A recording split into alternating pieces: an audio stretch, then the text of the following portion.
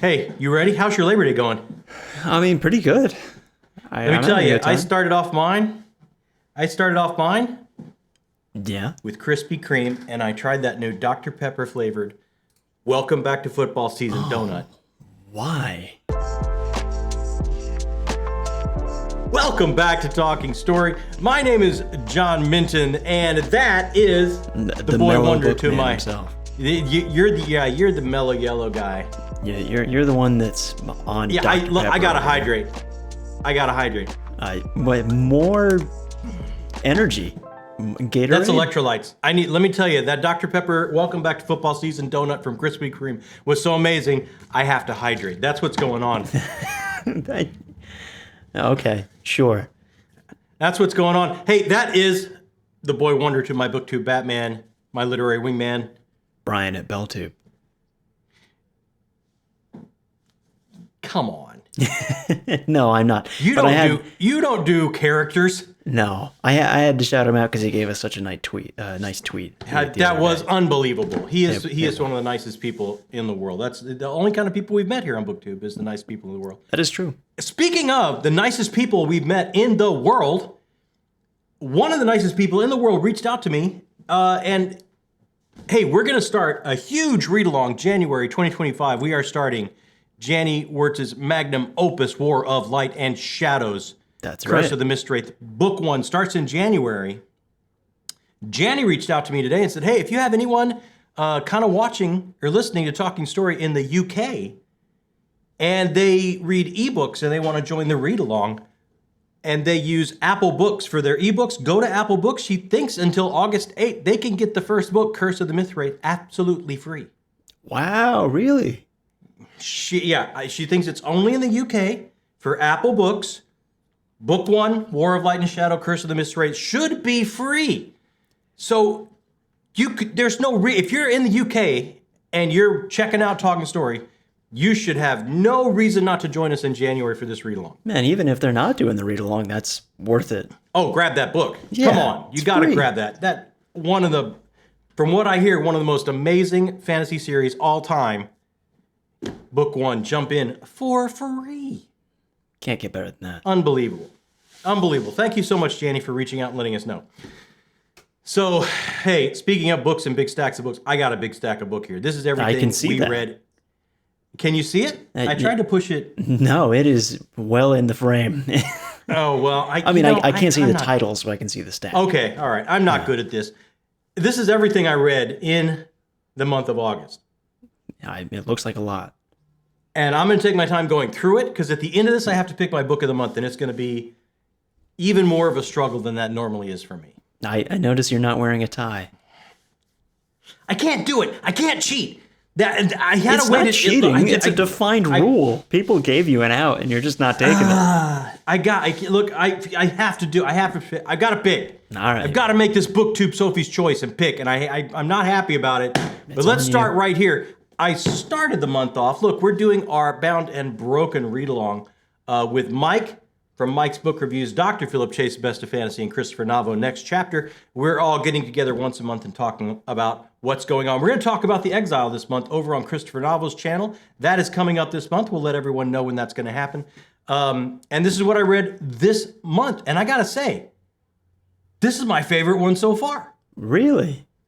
Oh, he does such an amazing job. You've got these big, chunky epic fantasy stories, and then you think you have the whole vision, and then he just gives you, you don't know my mind. You don't know the expanse of what I've dreamed up. Let me just give you a little something. Let me just give you a little lanyap, like they say in Nolans, and give you a little bit of extra something. And this was all about the new character that pops up in Book 2, Dane. This is kind of his offstage, behind the curtain, whatever you want to call it. I don't want to give too much away. I just say like a vengeance-fueled journey that you don't get in the main book. And it's like in the main book, this new character, Dane, popped up, and it's, hey, I read the book, I bought the t-shirt, I joined the fan club. Dane is my guy, man. I am all in on Dane. And then the next little novella I had was, it's all about his journey. And like these other characters, Belina Luna and Aeson and these other characters start popping up in this as well. So you're not only seeing what's going on with Dane, you're seeing how he's pulled into this larger world before you get back to one of the major books. And I got to say, step by step, book by book, I know the guy's a storyteller. I know Ryan Cahill, and we are talking about The Exile by Ron Cahill. I swear, this is it. I'm doing better with titles and authors from here on out. This was the first read of the month, The Exile by Ryan Cahill. Step by step, I know he's a dreamer. I know he's just a born storyteller. He becomes a better craftsman. He becomes a better writer with each book I take in. And this is why I cannot wait for this month. We're going to grab Of War and Light and Ruin. And I don't have it here, but you can't deny he gives himself plenty of scope and room to grow with the breadth of this story as it's taking form. So I can't wait to get into it because so many people say that's their favorite. That's the book that's going to make me go, all right, this series is going to have to chisel its way somehow into my all-time list. But so far, this is my favorite in the Bound and the Broken series. Oh, the whole series. Of the series so far, I haven't read Of War and Ruin, the latest book, and I haven't read Ice, the novella after that book. And the book after that, I think, is out March 2025, I think. Oh, okay. I thought you meant it was your favorite in the novellas. I didn't know you meant it was your favorite of the whole series. No, I mean, I'm telling you, he, as a craftsman, as a writer, he's taking steps, and he was already that dreamer and storyteller. And it's like you're kind of starting to see him meld together. And that's why I'm so excited to get to Of War and Ruin this month, is September, because I thought this, I'm telling you, he takes a step every time. And this, the combination of where he's moved to on this artist journey with this series and the character of Dane, lightning in a bottle for me. This, my favorite of the series so far. Man, it'll be cool to see you talk with everybody about that then. Oh, I can't wait, man. I can't wait to go over on Christopher Navo's channel and talk about everyone about The Exile. And the covers are gorgeous, right? Oh, of course. All of them are. Covers they're so sweet. I really love them. I love those covers. And after that, we cannot disregard our Cosmere catch-up read every month trying to get ready for Dragonsteel in December. That we are going to. We're going to be there. Yeah. I cannot wait. It's going to be Nerd Prom. We're going to meet everybody. Wind and Truth is going to drop. It's going to be like the ball in Times Square coming down for nerds. I can't wait. I can't wait. So this month it was Lost Metal by Brandon Sanderson was the Cosmere catch-up read. This is the final book in Era 2 of Mistborn. Era 2, I think, kind of divides some people. Some people really like it. Some people are on the fence. Some people love Era 1 so much they just couldn't get into it. I had a great time with it. Overall, I thought it really wound itself. Like, these characters had such an arc. Wax and Wayne and the characters around him. They had such an amazing arc. There was so much carryover from Era 1. I love this experiment of looking at a world and looking at it through this epic fantasy lens and seeing at it in kind of like a Renaissance period in Era 1. Then we're starting to have this Industrial Revolution feel in Era 2. But what's powering the Industrial Revolution is more of like the magic system itself that they're trying to harness and power. And because we get that, we can have a whole different kind of flavor of story. This wraps up Era 2, and it's kind of got that Tom Clancy ticking clock scenario of we've got to diffuse this situation before the whole thing goes kaboom. And it's like this breathless chase to get to the end of this ticking clock situation. Will all of our characters make it? That we've watched this amazing arc. We've watched jokesters kind of come into themselves and kind of mature. We've got people that maybe were holding themselves back from enjoying life because they were too mature, kind of morph and allow themselves to love again after tragedy. We have all of the characters, not only the main two, finding their identity and becoming comfortable in their own skin on this journey, which I thought was the theme of identity through all of these books is just really amazing. And then with this, the final, the duty, the sacrifice, the ticking clock of this industrial revolution going, all the carryover from Era 1 over to this, their very religion, their legends, their stories that they're basing this society on is carryovers from Era 1. So this experiment of going different epochs of time in this fantasy world is so interesting to me because you can see the carryover of cultural memories in this gestalt of these people and how it forms their society. I just really enjoyed this. I'm not saying I enjoyed it as much as Era 1. But it does not divide me. I kind of come to it. I see Brandon Sanderson trying to stretch his wings, and the whole point of this Cosmere being all these different worlds is being able to tell so many different types of stories as he becomes kind of like a Jack King Kirby of epic fantasy. He can tell all types of stories, and this total breadth of this universe gives him that freedom. So I just try to come to it open as I can be, because I just want to see where he's experimenting with himself and his art and the story he wants to tell me, as opposed to maybe the story I want to come in and get. Because I think as a writer, he's going to surprise you. He has a story he wants to tell. You got to open yourself up and come and get that story. If you come in with too much baggage of how much you loved Era 1, I could see absolutely why this would divide you a bit, because he's trying to stretch himself and do some different types of flavors and things as he moves on through the Cosmere. And it just absolutely worked for me. I'm not saying I'm as big a fan as Era 1, but I'm a fan. I had a great time. I really did. I don't think there's ever really been a huge miss for you in the Cosmere, has there? There's been Edge Dancer was a pretty big miss for me. Oh, okay. There's been a couple of short stories in Arcanum Unbounded that I thought, just not quite for me. But hey, before I move on and forget, one of our commenters had a great idea for you. You were worried that you're not going to have a chance to read any Brandon Sanderson before we go to Dragonsteel. Right, yeah. And what if you're face to face? I mean, let's face it. We're a nobody in a sea of of course, amazing people there, Dragonsteel probably. The odds of us being in front of Brandon Sanderson are probably next to nothing. Very small. Even though we're in the room with him. But say you are, what are you going to do? Here's the great idea. One of his most well thought of things is a novella. Oh, okay. It's 100 pages long. Do you have it? I do. I'll lend it to you. Oh, I will take it. Yeah, I can't remember exactly. I wish I could remember the title of it right now, but I'll get it for you. It's an Arcanum Unbounded. Oh, so many people are going to tell me in. Oh, I'm sure. Everyone's comments. Rushing in the comments right now to tell you. I cannot believe I cannot remember the name of this novella. Are you trying to look at it in his other works at the beginning? It's not in there. Okay. But I'll get it for you. Okay. I will take it and I will read it. That way I have read something by Brandon Sanderson when you we can go to stand his tall giant and convention. proud. I don't know about tall and proud. Everyone else has read all of his books and I will have read a novella. Well, you can stand. I can stand. Okay, we'll go with that. After that, it was our indie read of the month, and I was so thrilled to pick up my friend Tori Tekken's first epic fantasy book that she has done. Not her first book. She's been writing since she was 14, but this is her first. She held back. She's been dreaming this story since college. She finally felt like I had the toolbox as a writer to start it.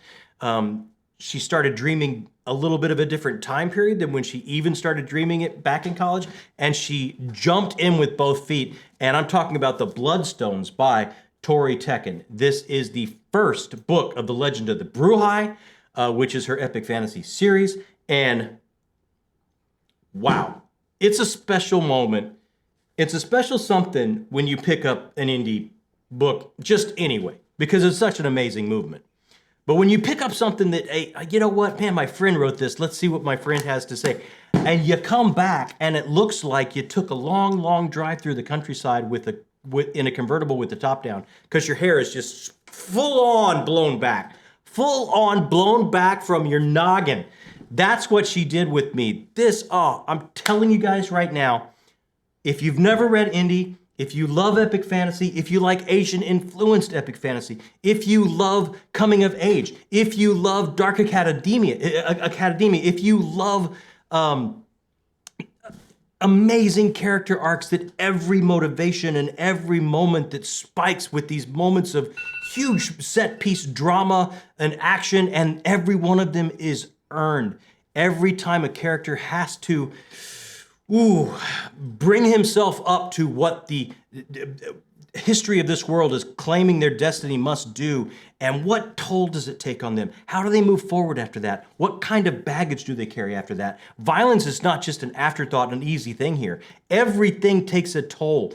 And not only that, but she beautifully juxtaposes two different point of views in two different areas, like a city and then a tribal countryside, different leadership styles, different ways of handling things, as they both march inexorably into clashing with each other. So this world starts to become more and more in a field of vision for you, because she's doing these two different parallel stories. And it's just so amazingly done. I can't believe she hasn't had time in her life of being a teenage boy, because the coming of age moments ring so amazingly true.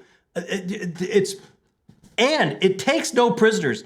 I'm not going to say it's full on grimdark, but when I say dark academia, I mean dark. This place is, wow. Like, not everyone's making it out. It's not Harry Potter. It's closer to Red Rising. There's going to be a toll. I mean, it's a cattle chute. Kids go into the school through this chute. They don't want all of them coming out. It's that level of dark. And it's just in every way, shape, and form. I tore through this. It was a page turner. I absolutely loved it. And this indie book by my friend is going to be up for Book of the Month. Really? Okay. I say really, but to be honest, I'm not surprised hearing how much you've talked about it. Bloodstones by Tori Tekken, and you'll see we got heavy hitters coming. We got I know you heavyweights. Yeah. This is up there. This is in conversation for Book of the Month. And if it doesn't make Book of the Month, absolutely right down there, it's going to be John Recommends. Hit the link. Order this like today. If you've been dragging your feet on this is one of the best fantasy reads I've done. I mean, I can't imagine this isn't on my best of the year at the end of the year. Like, this was really, really good. Wow. And if you're still unsure, you can check out the Talking with Tubers that we had with Tori recently, where you talked all about Bloodstones that I don't think was spoiler heavy at all. You seem to kind of stay off of We it. tried to keep it as spoiler free as possible. So if you haven't done this, you want to hear a little bit from the author herself to kind of push you over the edge, check that out. Absolutely. You can put a little, Yes, I can.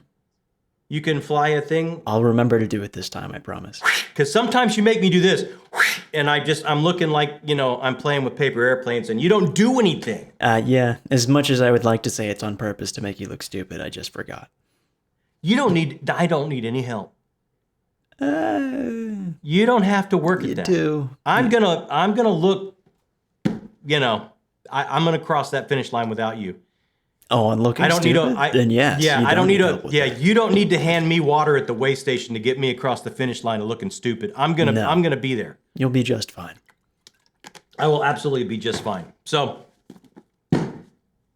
Bloodstones, Legend of the Bruhai Book 1 by Tori Tekken. I cannot recommend that highly enough. After that, hey, this was a great little read that we did. This is Fever Dream by Samantha Schweblin, and this was our book club with the missus choice this month. Yeah, it was. So if you haven't seen that, can we do it again? We can do it again. It's coming right in here, book club with the missus, where me and the missus both read this, broke it down, and man, check that out. This book, I gotta say, it's kind of experimental. It's not what you would absolutely think a narrative would be normally. The narrator is so unreliable, it's going to fall into a category of experimental for me. But if you like your art that comes to you and gives you an emotional response, this book unsettled me to my core. It made me uneasy. It was, I kind of described it by saying it was kind of like chewing and swallowing barbed wire in the best way. It made you... It is a nasty, uncomfortable little read. And it is little. I mean, I blew through this in I think 2 settings because it's hard to stop. You do want to figure out what's going on. You do want to get answers. I'm not going to say the narrative gives you answers. So if that's a big thing to you, maybe this is not for you. But if you like art that evokes an emotional response, I cannot recommend this highly enough. It absolutely does that. And check out that video where we break it down. The Mrs. breaks it down, including author, history, location. Like, she breaks it all down. She puts me to shame on breaking down a book, and I just kind of sit off to the side and go, dang, go, girl. Well, you know, with Mom. That's that's kind of my life. I've gotten used to that. Yeah, if there's something to break down, she's gonna show you up. She's breaking that down. Yeah, it's amazing. And then I had to reach for a comfort read. I had to reach for a little bit of horror. I love horror reads, and I reached for Boys in the Valley by Philip Fracassi. I just wanted to go back to some. Just give me that epic horror. This is a exorcism story. It's a story where it's kind of like a demon with a day pass story. It's the turn of the century, late 1800s. You've got 30 boys in a orphanage, kind of out in the boonies, no one near them, and they bring in someone that the fathers have to exorcise, and things go wrong. It's kind of like that old Bible story where when Jesus takes the demon out of the man and asks the demon its name, and the demon says, "My name is Legion, for we are many," and he casts the demon into the pigs, and the pigs run into the sea. When they cast this demon out, there's 30 young boys here in this orphanage that are willing receptacles or unwilling receptacles, and from there it kind of turns into this possessed Lord of the Flies storyline. By a line is going to be drawn between the boys that are possessed and the boys that are not possessed, and what they have to do to make it past this very, very, very bad night when things all come to a head. I really enjoyed it. If you're looking for a good horror read this spooky season, and spooky season is coming up quickly, I would absolutely recommend this, but I'm not a horrible knock on this, but another just big plus to this. One of the things I thought fell a little bit short for me here with Philip Fracassi is he begins with a little bit of backstory on one of the boys. Granted, the main protagonist kind of in the story, one of the boys at the beginning of this before he ends up in the orphanage. And then from there, our story is off and running. So by the end, at this breathless ending, when these lines are being drawn and this Lord of the Flies kind of mentality is taking effect between the possessed and the unpossessed, and who's going to make it out of this horrible night. As we switch POVs, and there's a lot of POV switching between this many boys, and fathers and other people around, it's sometimes hard to keep track of, okay, wait, which boy was this? What side was he on? And it could take me out of the book for a moment until I remembered and got right back into the head of the character that we were having a POV with. This is so enormously well crafted, even though it had an academia factor where all these boys went into school and went together. She does this amazing thing of threading identity throughout the entire book to where all these boys that go in that have to give up their past, give up their name to be remolded and recreated into this amazing fighting unit, you're still able to remember each and every one of them because she takes moments to understand what they're giving up, what their identity was to them, what that identity meant in their culture, what their name meant to them. Would they be able to let go of their name? Would they have to hold on to it even after years? All of these things factored in. So no matter what page you turn or what character you're dealing with in this academia setting, you never had that moment here. And I did have that moment a little bit here. So again, just trying to illustrate how masterfully this was done. Wow, man. You got a lot of things to say about the Bloodstones. And I absolutely do, and I absolutely have a lot of things to say about the next read, which is Assassin's Apprentice by Robin Hobb. This read was so special to me on so many levels. Number one, it was our Patreon read of the month. It was. And speaking of our Patreon, these wonderful human beings right here voted for this book for me to read. And they do so much here. They help keep our lights on. They make decisions, because let's face it, we're not good with it. No. We're not good making it. You don't want to leave us in charge. Things will go horribly wrong. They all the way up to they take over this channel once a month and get their material on the channel on once a month on an episode we call Town Square. If you're interested or able, and you want to check this out, right down there in the descriptions, you'll see the Patreon link. It'll take you there. You can learn all about it if you'd like. So this was the Patreon read that they voted in for me to read. Now, I've been wanting to read Robin Hobb for a long time, the queen of epic fantasy. Again, I love me some horror. I've been hanging out with the Scary Boys for so many years. I'm trying to catch up on epic fantasy here on the channel. This is absolutely on the bucket list. Had to get to Robin Hobb. So I was very happy this won.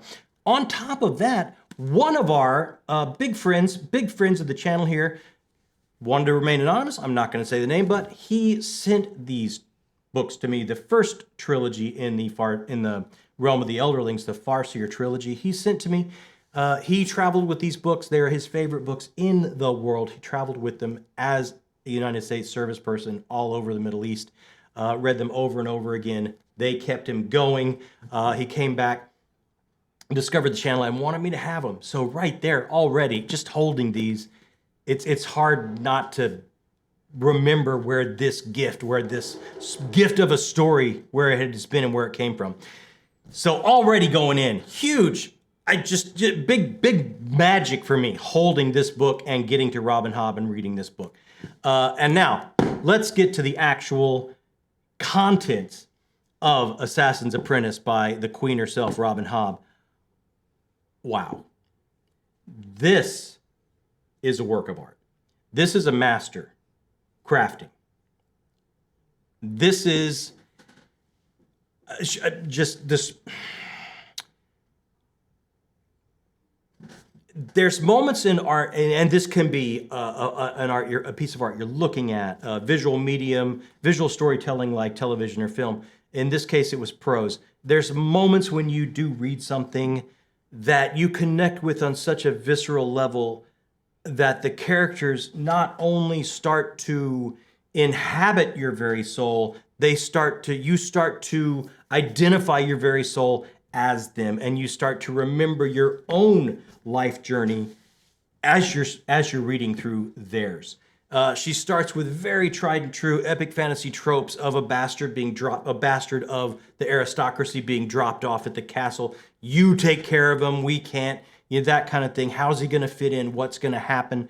And from there, Fitz as a babe being dropped off, starts to go on his journey of finding his place and finding who he is, and finding what his place means to him, and what type of morals and honor he's going to go into it in finding his place, what's important to him, how he's going to stay true to those things, his dreams of the future, how they may not work out for him, and what does that do to a person, the baggage you begin to carry as you move through a life's journey of loss, and what mark does that leave on you.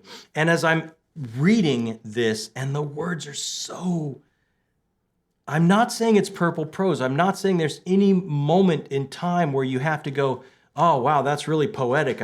Maybe I need to go back and read that to catch what happened. You will catch every scintilla of moment, every scintilla of happening, everything that happens, you will catch.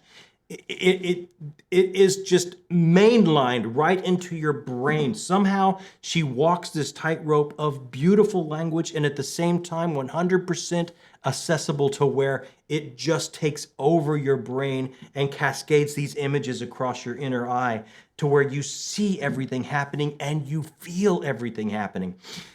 The moments of this, oftentimes she doesn't take the time to describe every brick or something around you, but she will take every moment to describe every happening in an emotional beat of somebody dealing with somebody else and the toll it takes, what that means for that character moving forward. So for me, this was special. There was no way for me to read this without going back and reliving moments of my own past and thinking about them as I thought about Fitz's journey. And I think this leaves off when Fitz is still a very, very young, like teenage level, right? So I cannot wait. I love this so much it impacted my next 2 months TBR because books 2 and 3, I had to move things out to slot them in so I could get to them the next 2 months because I absolutely have to continue this journey and see where it goes. Does it have a grand narrative? Yes. Do I want to know more about the world? Yes. But the world, she does this amazing thing. She starts with this framing narrative at the beginning of Fitz, at the end of his life, looking back, trying to write a history of his world. So at the beginning of every chapter, you may have a little something in italics about what he's writing in the history and how it fits in. So you've got context. This world is unfolding in that way of Old Man Fitz's writing. But once you have that shorthand and you have that, then you can go in to the emotional reality of that chapter without having to stop for exposition of the world or lore or things around you. That's already been imparted by this little drop at the beginning of each chapter of what he's writing. Just brilliantly crafted in this way to where it never slows down. The emotional impact is never stalled. It always stays constant. You are always on pins and needles of what this is going to do emotionally to this young man and how he's going to get through it. And also, these threads start coming together, I would say about 2/3, 3 of the grander scheme around him. And his search for a father figure after being left off, Burrich and others that Shade that he's trying so desperately to have someone fill that slot. This is special. No way this is not going to be chisel its way into my all-time list. I know I'm one book in. In the next couple months, I'll be the first trilogy in. But this is just that artistic, emotional roller coaster that happens to be in the fantasy genre. I don't think people that don't read fantasy are giving it the credit that it deserves, because this is some fine literature that will evoke an emotional response as you read it. And even Mom was thinking about trying it out, right? Yeah, absolutely. I mean, a lot of people recommended this for Mom, so we will see if she picks that up or not. Interesting. But no way this is not up for... Oh, I figured. Yeah, book of the month. Book of the month. And hey, as long as we're talking about heavyweights, you know, Demon in White that's a big one. by Christopher Rocchio. I had to get back into the Sun Eater series, and just so happens it's what most people would say is their favorite book of the series was up. So just to maybe give a little bit of competition for the other two I've already said that have to be up for Book of the Month, along comes Christopher Rocchio, and you get a space opera, but so much more. This Christopher Rocchio is now, this guy, he's my guy. This is my guy, because he has swum in the same waters of pop culture that I have, and he's giving me just so many moments, but through his lens of things that I have loved.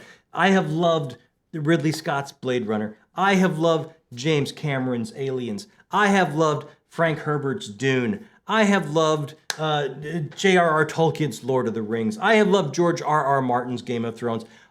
He starts to say, what if I took these things that I have been loving all these lives, all my life, and started to craft something, being a student of the classics all the way back to the Greeks and beyond, and started to craft my own thing, and through my own prism, my own vision, start to put these things together, and you can see the glimmerings of this inspiration come through. I think he proudly wears them on his sleeves at times, and you see them come through, but they're with just enough of his vision through his prism of life that it's fresh and it's new. This is not only a space opera. This starts as an action-adventure,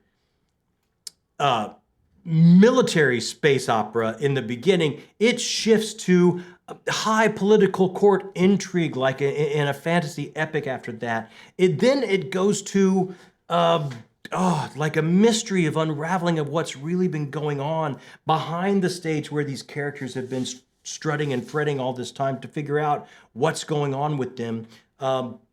It starts to unveil that mystery. When you get behind the stage, you start to peel the curtain back of the cosmos and see the inner workings. Who's moving these characters around? What forces are going on here that creates a half mortal that apparently cannot be killed until he achieves his objective? Like, This is straight back to the Greek pantheons and demigods, and we're seeing it unspool and unplay from somebody that is able to craft it in his own image with his own topspin, and it's just amazing. And from there, you go to an all-out like siege battle that is breathless, and he's able to heighten your tension to the point where you are assured, you just know there's no way all of my favorite characters, Hadrian and Valka and all, there's no way they're making it through. Like this is dire. This is dogs and cats sleeping together. This is the end. This is going to come crashing down. There's no way they're going to be able to shoulder this burden and get to this objective. He gets you to that high level of tension by the end in this siege war situation. And each of these sections of the book gives you just a completely different flavor and different feel as you're moving through this journey that Hadrian Marlowe is taking. The framing narrative device in this, again, amazing. He drops these little moments, these little foreshadowing moments, because it's being written by Hadrian at vast, vast years into the future. So he's able to drop that little foreshadowing without giving too much away, just enough to whet your appetite and keep turning pages. I thought I was about maybe halfway or so, and I was thinking, you know what? Howling Dark is still going to be my favorite. I think, no. By the time I'm at the end of this, by the time the mysteries have been unveiled, by the time my love for cosmic horror has been completely fed, like I sat down at a buffet and it was all you can eat and I stayed way too long, by the time all these moments of this story has unfurled before me, so far this is absolutely my favorite book of the series. Sounds like it. And this is a high point of Christopher Rocchio, I think. I mean, we'll see what's next. I mean, I gotta get to the next book quickly because I really want to see what happens. But he started writing this as such a young person, and you're seeing, just like Ryan Cahill, you're seeing huge steps book to book on his artist journey, almost as thrilling as the story he's telling. I feel everyone's reading Sun Eater now, thanks to Daniel Green and Mike and Petrick, but that last person out there, those last few people out there that have not picked this up, it's readily available now in hardcover any way you want it, I think. Do yourself a favor and start. And if book one's not quite your feel, give it to book two. And by book three, you get so many different feels in the same book. It's almost like the best of all worlds. So this is another one. I don't know how I'm going to make this choice. I got three that are going to be, and I got one more book to go over that I read in the month of August. I had a few days left. And hey, huge shout out and thank you to Harper Voyager. They sent me a copy of this. This is A Darkness Returns, book one of the Dragon War saga by Raymond E. Feist. This is his new book, and I immediately reached out and said, oh, can you send me a copy of this? I loved Rift War when it was coming out in the 80s. I would run to the bookstore and get the new book when they came out. And this is the story of the old Rift War books and his new epic fantasy, the Firemane trilogy. He's bringing it all together. He's bringing everything together and making one massive, multi-universal story. And I had a little bit of time, so I was able to pick this up and read it, and I was so excited to do so. I'm a little mixed, and I think I'm mixed. I think it's my fault. You go in, so much of this is Hatu and Hava and Declan and Dante, so many of the characters that happened in the Firemane trilogy that I haven't read. And if you have read that trilogy, you're going to come in understanding these characters, understanding their journey, understanding the weight they're carrying after that journey and who they are. And you're going to have such a shorthand that when they pop up here, and they pop up page one, I believe, when they pop up here, you're going to go, oh man, yes, I'm all in with these characters. I can't wait to see what happens next. I didn't have that, and I feel I did myself a huge disservice. So there's a lot going on as he's bringing about the cosmological rules of this multiverse and how it works and how all these worlds that he's created disparately are going to come together. That I found fascinating. So he's got a lot of heavy lifting with that. So he doesn't necessarily go too deeply into some backstory of these characters to give you an emotional weight to them, to really know who they are, to really know what they're all about. He kind of expects a shorthand of people that maybe have read the Fire Main trilogy and the old Rift War books. So I kind of felt a little disconnect from these characters, and I know it's a disservice that I did myself, because when the old characters from the old Rift War books pop up, like Pug and Magnus and all these others, it's like, you automatically take that intake of breath, like, oh, it's Pug, oh my gosh, Pug is here. And I think I did myself the disservice. I would have done the same thing had I read the Fire Main trilogy, and I didn't. So I don't think this magic could work entirely on me, because I was not the right reader for it, because I hadn't read everything before. What I will say, the broader strokes of setting up this darkness that you do battle all the way back in Rift War to the darkness at Sethanon, this darkness that's bubbling and coming back that you think you're able to get away from, that you're starting to learn is actually one of the building blocks of the universe. There's no way to completely eradicate it. It is a part of everything as far as reality goes. As you're starting to learn all these secrets and these mysteries of this universe that he's created, all that heavy lifting, he doesn't have time to spend time with the characters, but all that heavy lifting he does building that and the magic and bringing these things together and setting up this high tension of this darkness returning and coming back for a book one, he does all that so well. By the end of this, you're so into it, you absolutely want book two, so you can see what's going to happen on this ride, because he does set the stakes so high. By the end of the book, you do kind of know these characters. But without that shorthand of characters in the beginning, I will say for me, I was missing a building block. I thought the pace was a little bit clunky for me by the middle of the book.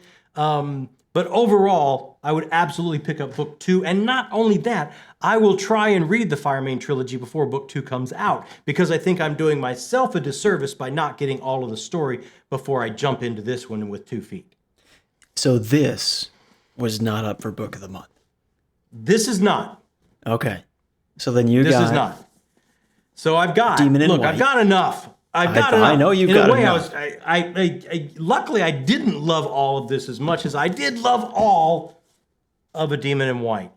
And I did love all of Assassin's Apprentice by Robin Hobb. And I was completely blown away by my friend Tori Tekken's Bloodstones, book one of the Legend of the Bruhai. So this is the choice I have to make. Now, I know my friend. I know my friend is going to be okay with this. Next to these heavyweights, Tori's going to be okay if I go, look, this is a John recommends. We're going to put it right down there. We're going to put a link. I tried to be absolutely as clear as I could possibly be about how I feel about this book and why you should reach out and grab it right now if you haven't already. But I'm gonna take this one out of the running, and I think Tori would understand against these heavyweights. Oh, okay. All right. Okay. So that leaves me with these two. How much time do I have? that we're way over time already. We've been recording for coming up on 45 minutes. Oh my God. Why'd you let me go on like that? What am I going to do? I can't stop you. Okay. You got to pick one. All though. right.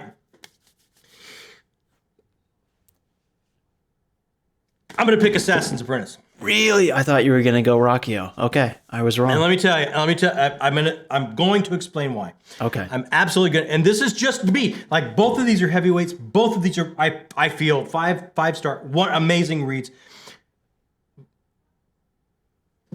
This is just my likes and dislikes. Right. For me, Hadrian Marlowe is that huge, bombastic, operatic, adventurous character. He's like he's stripped from one of the operas his mother writes in the far future.